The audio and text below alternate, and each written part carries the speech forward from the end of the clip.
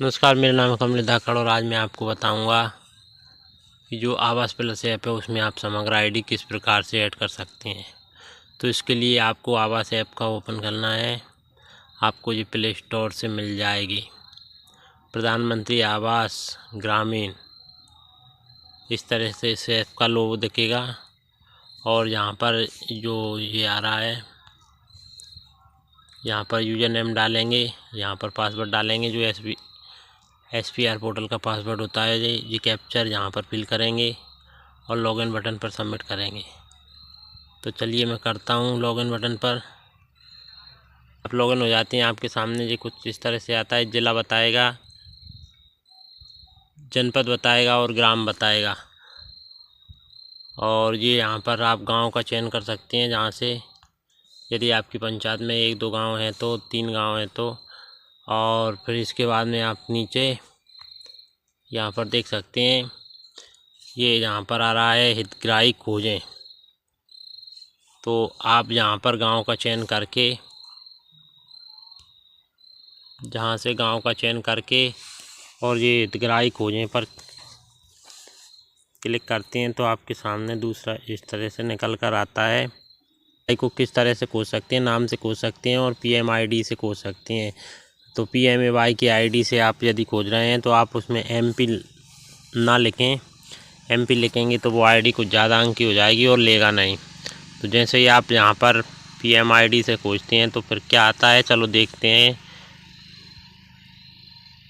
फिर आपके सामने दूसरा पेज कुछ इस तरह से निकल कर आता है और जहाँ से देख सकते हैं आपकी, जहाँ पर आपका ज़िला आ गया, जनपद पंचायत आ गई, फिर आपका ग्राम आ गया। और इधर आप जहाँ पर ग्राम का चयन करते हैं तो आपके ये दिख जाते हैं कि आपकी ग्राम पंचायत में कुल कितने सर्वेक्षित हैं और कुल स्वीकृत कितने हैं, यानी आपके ग्राम पंचायत में कितने लोगों को आवास का जो लाभ है वो मिलने वाला है और उनमें से कुल कितने स्वीकृत हो चुके हैं।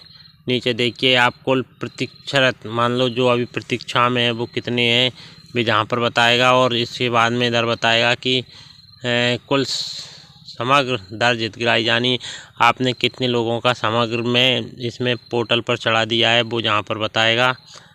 तो चलिए आगे देखते हैं।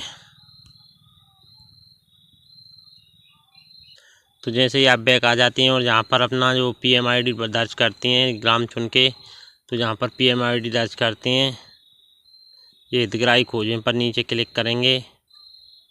तो चलिए दोस्तों, फिर ये इस तरह से आता है कि रिकॉर्ड नहीं मिला, क्योंकि आपने हो सकता है गलत समग्र ID डाल दी हो, इस कारण से मेल नहीं हुआ। फिर यदि आप आगे बढ़ते हैं तो फिर इस तरह से निकल कर आता है।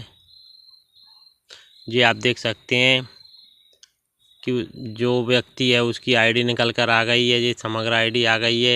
इधर नाम निकल कर आ रहा है और उनके पिता या पति का नाम निकल कर आ रहा है, लिंग आ रहा है, जाति आ रही है।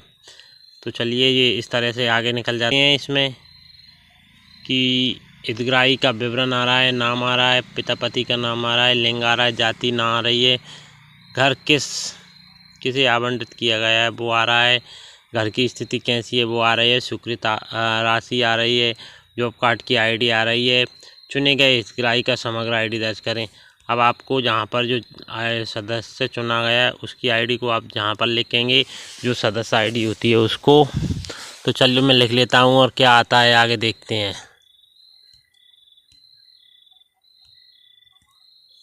चल कर आगे बढ़ते हैं तो आपके सामने हितग्राही की पूरी डिटेल निकल कर सामने आ जाती है। समग्र आधारित विवरण जे जहाँ पर उसका फ़ोटो सहित नाम फ़ोटो आ जाएगा, समग्र ID आ रही है, इधर उसकी परिवार ID आ जाएगी और समग्र में जो नाम है वो आ रहा है इधर।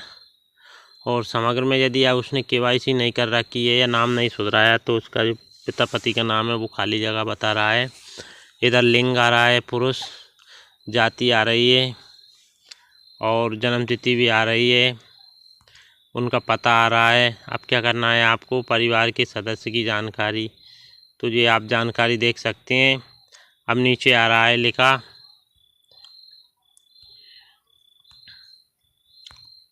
आप देख सकते हैं जहाँ पर ये लिखा आ रहा है आधार सीडिंग करें। तो चलिए इस पर क्लिक करते हैं और आगे बढ़ते हैं। के सामने ये उसकी और जानकारी खुल जाएगी, मुखिया कौन है, रिलेशन क्या है, वाइफ है, और ये नीचे पूरे सदस्य आ जाएंगे उसके। और चलो फिर और आगे बढ़ते हैं तो क्या आता है।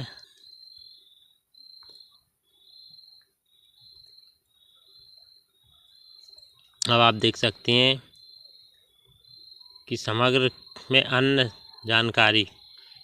अब यहाँ पर आ रहा है जी कि आप सीडिंग स्वीकार करते हैं या अस्वीकार करते हैं। तो अस्वीकार करते हैं तो आपको कारण डालना पड़ेगा, और स्वीकृत करते हैं तो भी आपको कारण डालना पड़ेगा। तो आप जैसा करते हैं वैसा देखते हैं।